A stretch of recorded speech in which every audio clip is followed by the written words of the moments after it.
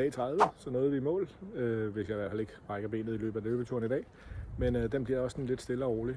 Nu lavede jeg en PB i går, eller vil sige, jeg tegede min PB på 10 km i går, så det er fint tilfreds med en væsentligt bedre puls. Men i dag bliver så en stille og rolig 5 km løb, og så herefter så finder jeg, mens jeg løber rundt her, prøver at se, om jeg kan finde et område, hvor der ikke er så meget sne, sådan, så jeg faktisk kan lave en lille intervaltræning bagefter. Så det er målet. Nu begynder det også at sne. Spændende.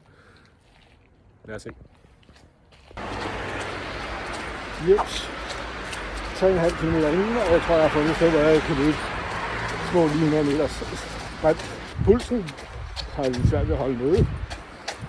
Farten er også langsomt, så ja, det bliver godt med lidt.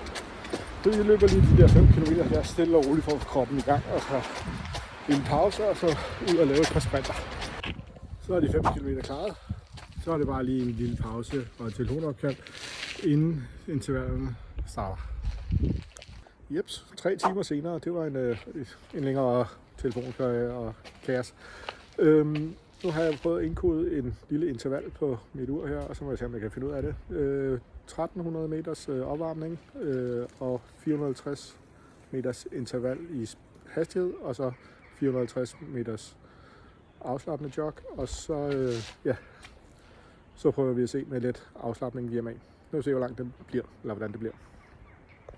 Så da 30 interval session kørt 3 gange, jeg kørte dem lidt hurtigere hastighed, cirka 1 minut hurtigere end jeg har planlagt, omkring 6 km i de 450 meter. Jeg er også hårdt presset, men det er faktisk gang, jeg kører interval på den her måde, så ja, men alt i alt okay. Nu bare en lille løbetur hjem til lige at slappe af i benene. Men ellers dag 30 slut. Ja, så blev intervalturen her sluttet. Desværre fik jeg koden bare til at slutte automatisk på 4,9. Så nåede jeg ikke at få 5 km på den, så var helt for at se, hvad den tid ville blive. Men ellers fint. Fuldt tilfreds med intervaltræningen her på anden løb. Første gang med reel intervaltræning, så ja, det kommer der lidt mere af, når jeg finder ud af koder det lidt mere. Fuldt tilfreds 30 dage. Anden løb på 30 dage. Dejlig, hurtig.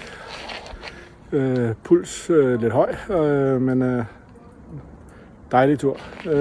Så ja, så hvad så nu? Jo, vi fortsætter igen i morgen. Hvor lang tid? Det ved jeg ikke. Måske helt ind til 25. april.